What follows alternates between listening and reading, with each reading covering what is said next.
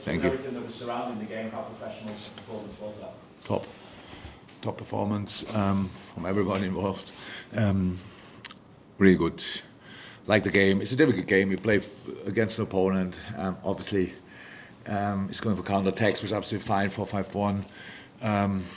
So we have to get used to it. On all accounts, it's like just we could have. We told the boys in halftime anyway. We could have passed with a bit more purpose, a bit more direction, a bit quicker in moments. But it's difficult. I saw one or two diagonals we tried, which were good. But then through the wind didn't arrive, and then we didn't do it anymore. That makes not too much sense. Scored anyway 2 goals.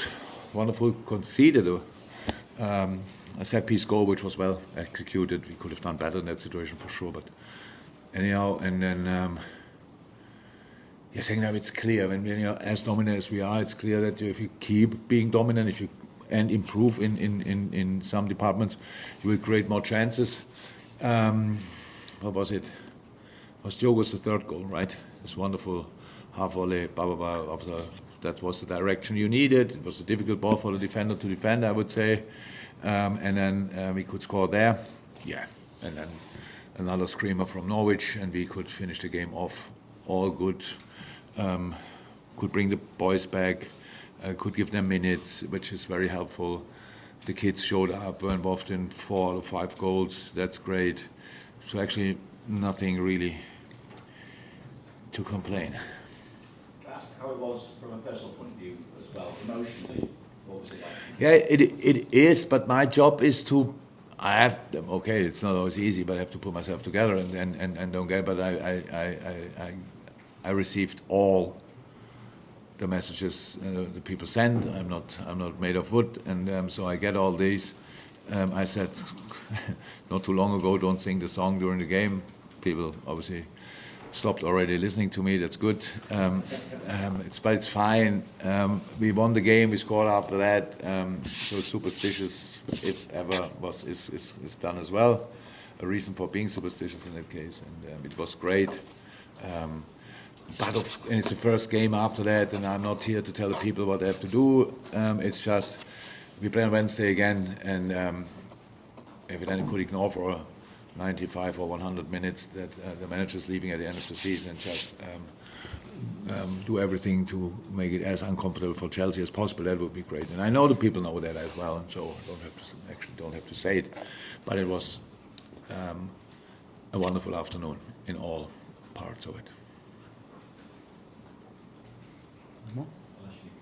No? Well? Yeah, obviously James McConnell full daily assists. I'll ask you for him. And just in terms of the academy, your 8 years before, it's the strongest you've ever seen in terms of talent that's coming out of it. Yeah, and you don't know a few yet, so maybe you know them, but they were not with us yet on the pitch and stuff like this. But there's a lot to come still, so really there. Today Bobby Clark didn't come on, and I think he did particularly well in the last few games. Trey and Dancy are special as well from the U18s. Kumas.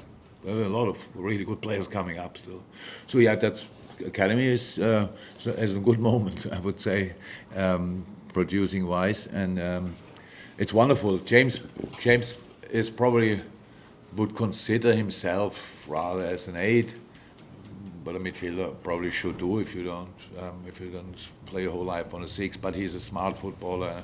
He has the necessary aggression, the vision, and all these kind of things that he can play on that position. On 6, did it really well today. And on top of that, a good footballer, how you not only saw with the cross for Curtis, but as well in a lot of other moments. It's really nice. Connor, same, just really good. Kwanzaa, not sure how long we still have to talk about him as an academy gradually is. Yes, great, but actually he's now settled, I would say. He can still improve, of course, because of the age. But he's an important part of the squad, like they all are. And we wouldn't be where we are if the boys wouldn't have been there. There's no chance. And that's why it's so cool to have them. And it's not about me giving them opportunities. It's about them knocking on the door that I can't ignore it, actually. And that's what they did. Just check on Alexis McAllister as well. Sorry. Yeah, Alexis. I would say last game of the season, decider or whatever he could have played, but in all other games not, because he felt a little bit, and we just said, no, then I don't want to know more. So that's just it. We gave him a rest. I think he should be ready for Wednesday. Anyone? James? Yeah, and just for the schedule we've got, how important is it to get Andy Robertson back out there, Trent, Dominic, as well? What do you think? Very important. So, and that we could give them minutes. It's really. So Trent and Dom were not too long out, but I think they would say too long anyway. But Robert was really out for a long time. So, and each minute they can get now is really important. And today that helped as well to share intensity again. Darwin didn't take off because he played bad or whatever. Of course not. So because just the amount of games we played and will play. And then the same with Joey. And I probably forgot who was the other one we took off. I forgot it. Who cares? For Trent, but that's how it is. And who did we take off when Trent came on? Winger? Curtis. Yeah, then probably. So, but that's all good. We could share the minutes. That was the most important thing, and could win the game. And now, that's it. Now, in 4 weeks we play the next FA Cup game. So in between, until then, we play just Premier League, if I'm right. So let's do that and one final. Yeah, and let's do that. Let's make sure we are ready for that, because it's not about the boys are back is great, but we played pretty good without them, to be honest. So it's not about who's playing, it's about how we are playing, and we have to make sure that we are the one team. No, Chelsea doesn't want to play against, and Arsenal doesn't want to play against. So let's see what we can do with the players we have now available. Thank you, everyone. Thanks.